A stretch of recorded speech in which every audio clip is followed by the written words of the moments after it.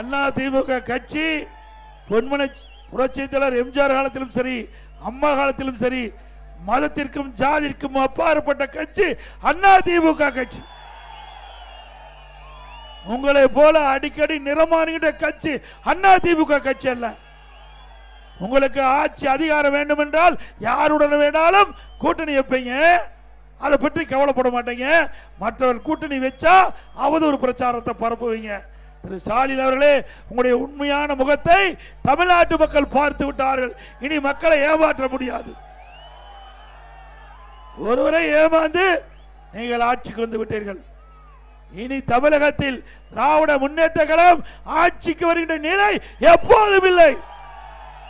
இந்த தேர்தலோட திராவிட முன்னேற்ற கழகத்திற்கு முடிவு கட்டுகின்ற தேர்தல் 2026 சட்டமன்ற பொது தேர்தல்.